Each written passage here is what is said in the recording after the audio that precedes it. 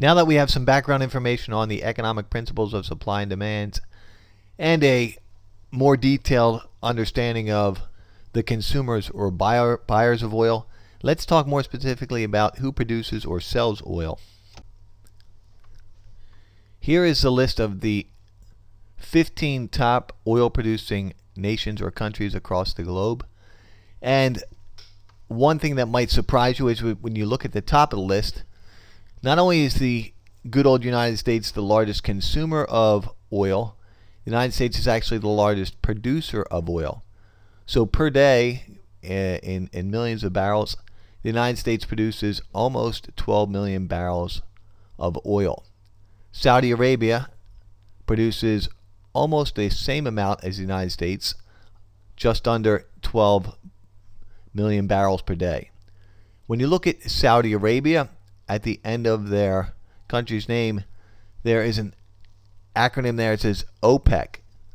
This stands for Organization of Petroleum Exporting Countries. More details about OPEC on the next slide. Russia, China, Canada round off the top 5 oil producers in the world. But look at the market drop down from Russia down to China. Russia produces nearly 11 million barrels of oil per day, and then it drops down to under 5 million barrels for China and Canada. OPEC stands for the Organization of Petroleum Exporting Countries. OPEC is what is referred to in economic terms as a cartel. In theory, these countries meet and determine how much oil they're going to collectively produce and therefore make available on the world oil market. Although these countries are listed alphabetically, it makes more sense to examine them by oil production. The most dominant of the OPEC nations when it comes to oil production is Saudi Arabia. If you look at the chart, it says Saudi Arabia produces over 10 million barrels of oil per day. Next up are Iraq and Iran, which respectively produce just over 4 million and 3 million barrels per day. So another 7 million barrels of oil production. Kuwait, Nigeria, United Arab Emirates, and Venezuela fill in the gaps as far as the next big players when it comes to OPEC. At this time, you should be asking yourself questions such as, if these countries produce a large percentage of world oil production, and if you look down bottom, it tells you they produce 43% of the world oil production, what are the geopolitical implications of a war in the Middle East? We know that the United States does not exactly have a good relationship with most of these countries. Iran, Iraq, Saudi Arabia, Venezuela. These countries don't even tend to get along with one another. So one part of this project, when you talk about oil, the price of a barrel of oil, total world production of oil, what role does OPEC play when answering these questions? Here is a chart of select oil producers from 1973 through 2015. So we looked at select oil consumers. Now we look at select oil producers. As aforementioned, Saudi Arabia has been a dominant player for quite a long time. But the one that really jumps out at you is the United States. If you look at U.S. oil production in 1975, from that point all the way till 2005, oil production in the U.S. dropped dramatically and then increased substantially, some would say exponentially, from 2005 through 2015.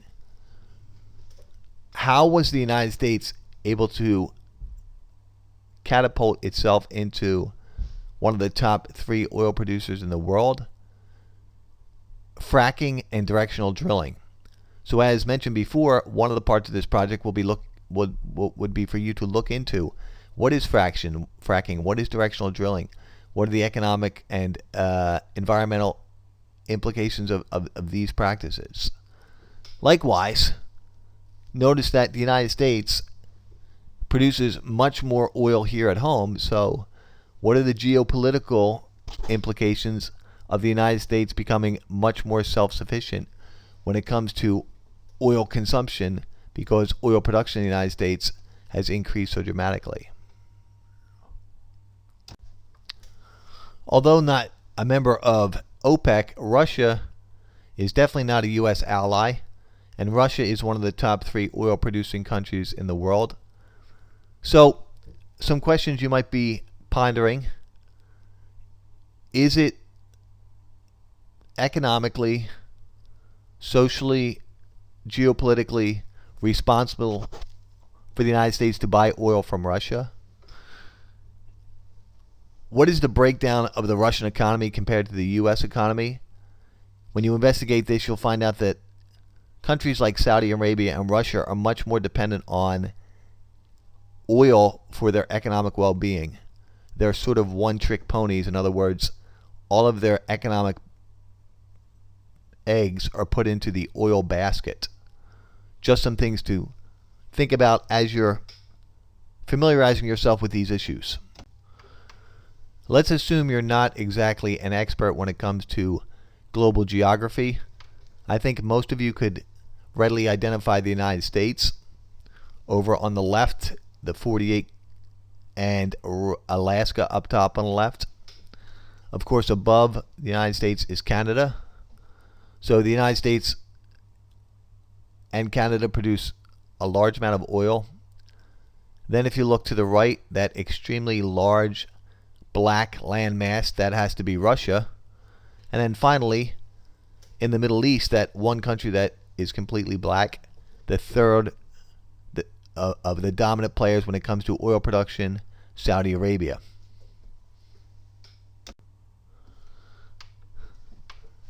Our brief review of oil consumers and oil producers allows us to use the tools of supply and demand to analyze the oil market. Today, oil closed at $45 per barrel. So again, on your vertical axis, the price per barrel would be 45. The quantity would be in the millions upon millions of barrels produced and consumed. The downward sloping demand curve would be made up principally of large European countries with modern industrialized economies, the United States, China. Those are your demanders, your green downward sloping demand curve. And we know who the oil producers are, the upward sloping purple supply curve. The next video is going to investigate what happens when the market forces of supply and demand change. What if there's a significant increase or decrease in demand? What if there's a huge decrease or increase in supply? And what are the economic, geopolitical, and environmental issues associated with each of those specific issues?